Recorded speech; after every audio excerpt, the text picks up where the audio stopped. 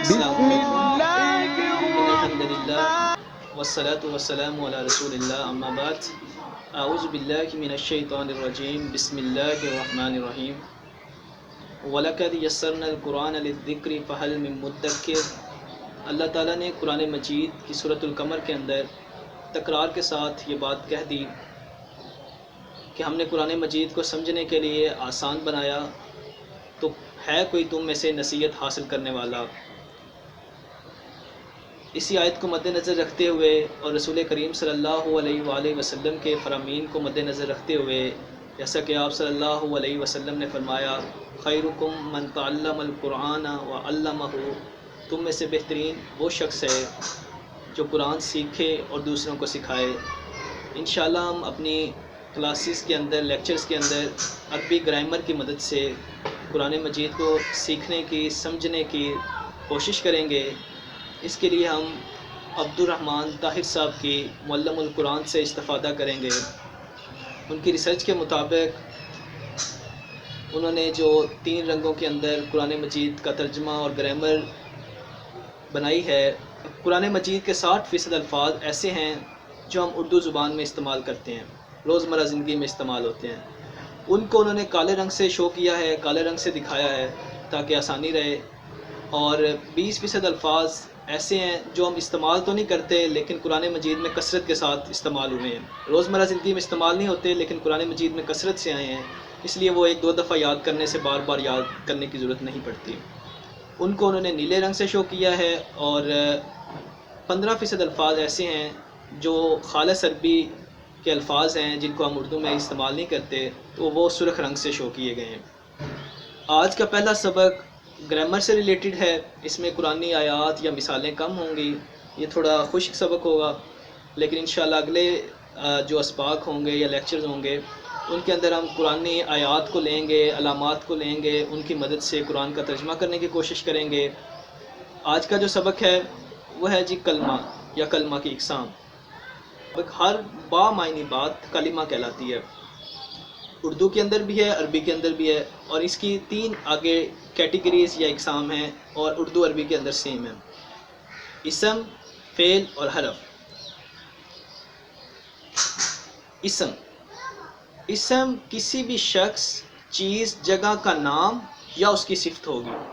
کسی بھی شخص، چیز، جگہ کا نام یا اس کی صفت۔ صفت آپ انگلش کے اندر دیکھ سکتے ہیں ایبسٹریکٹ ناؤن، عربی کے اندر صفت اسی لیے ناؤن کے اندر شامل کیا گیا ہے کہ بعض چیزیں نام تو نہیں ہوتی لیکن وہ صفت ہوتی ہیں، اس لیے اس کو ہم ناؤن میں کاؤنٹ کریں گے۔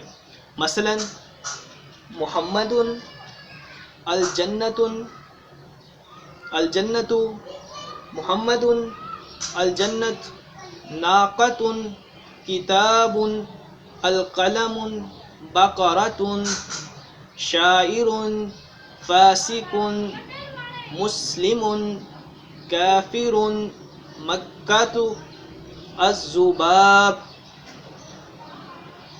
فعل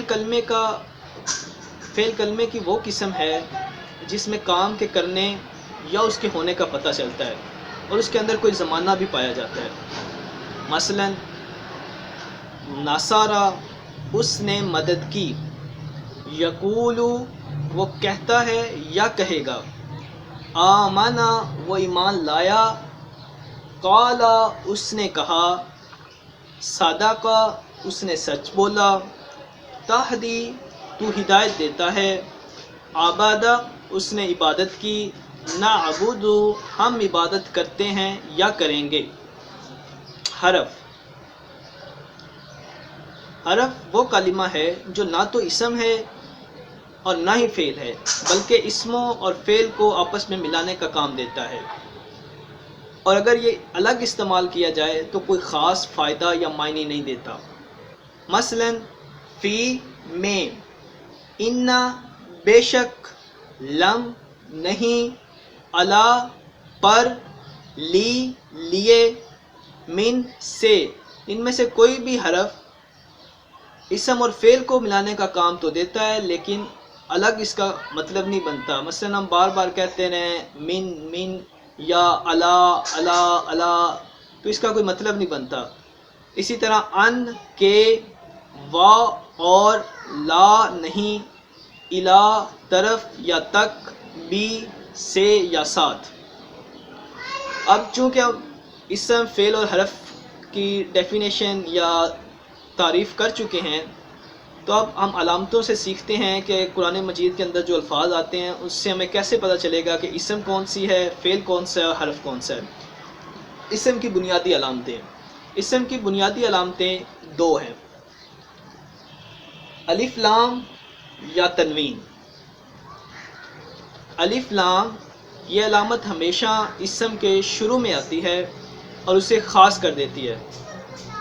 الف لام یا ال کا عربی کے اندر وہی کنسیپٹ ہے جو انگلش کے اندر دی کا کنسیپٹ یا دا کا کنسیپٹ ہے۔ دا جہاں پہ بھی آئے گا وہ پراپر ناؤن بنا دے گا، وہ خاص کر دے گا۔ اسی طرح عربی کے اندر بھی الف لام جہاں پر بھی آئے گا، ایک تو وہ ناؤن کی علامت ہے، دوسرا وہ ناؤن کو خاص کر دے گا۔ مثلا الباب، الصراط، الکتاب، الثمرات، الزکاة، الدنیا، الارض، الموت۔ تنوین ڈبل حرکت یعنی ڈبل زبر، ڈبل زیر یا ڈبل پیش کو تنوین کہتے ہیں، اور یہ علامت ہمیشہ اسم کے آخر میں آتی ہے اور اس کا عام ہونے کو ظاہر کرتی ہے، یہ کامن ناؤن کو ظاہر کرتی ہے۔ تنوین کا عربی کے اندر وہی رول ہے جو انگلش کے اندر آ یا اے کا رول ہے۔ مثلا جنت، سحر، بناء، ماء، رسول، کافر۔ ایک نوٹ یا ضروری بات یہ ہے، جس طرح ہم سب جانتے ہیں کہ انگلش کے اندر دی اور اے اکٹھے نہیں آ سکتے، اسی طرح عربی کے اندر الف لام یا تنوین دونوں مل کر اکٹھے کسی لفظ یا اسم کے ساتھ نہیں آئیں گے۔ مثلا الکتاب یہ کہنا غلط ہوگا، عربی انگلش کے اندر بھی ایسے ہی ہے، دی اے بک کہنا غلط ہے، یا تو وہ پراپر ہوگا یا کامن ہوگا، یا الکتاب ہوگا یا کتابن ہوگا، الکتابن کہنا غلط ہے۔ ہم پڑھ چکے ہیں کہ جس لفظ کے شروع میں الف لام یا آخر میں تنوین ہو وہ اسم ہوتا ہے۔ اس کے علاوہ جو دو علامتیں ہیں وہ ہیں آخر میں گولتا یا الف تے ہو تو وہ بھی اسم ہوتا ہے، گولتا یا الف تے ہو تو وہ بھی اسم ہوتا ہے۔ مثلا جنت، قلیلۃ، رحمت، کلمۃ، حدیقۃ، لیلۃ، آیات، ظلمات، حسنات، السماوات، السیئات، فاسقات۔ فعل کی پہچان، جس لفظ کے شروع کے اندر، جس کلمے کے شروع کے اندر یہ، تا، حمزہ، نون، سین، سوفا، الف، سین، تا یا قد آئے گا وہ فعل ہونے کی علامت ہوگی۔ فعل جس لفظ کے آخر میں تا زبر، تا زیر، تا پیش یا تا ساکن اور نون مشدد آئے گا وہ بھی فعل ہونے کو ظاہر کرے گا۔ مثلا یعبد، تعلم، اعوذ، نخلق، سیقول، سوف تعلمون، استغفر، قد افلح۔ کلمہ، اسم، فعل اور حرف۔ اب حرف کی کوئی خاص پہچان نہیں ہے اور اس کا کوئی خاص مطلب بھی نہیں ہے، اور اس کا کام بھی صرف یہی ہے کہ یہ اسموں اور فعل کو ملانے کا کام دیتا ہے۔ تو یہ سیاق و سباق سے پتہ چل جائے گا کہ یہ اسم ہے، فعل ہے یا پھر حرف ہے۔ اس کے ساتھ ہی ہمارا آج کا لیکچر اختتام پذیر ہوتا ہے۔ اگلے لیکچر میں انشاءاللہ ہم علامات کی مدد سے قرآنی آیات کے ساتھ ان کی پریکٹس کرتے ہوئے قرآن مجید کا ترجمہ کرنے کی کوشش کریں گے۔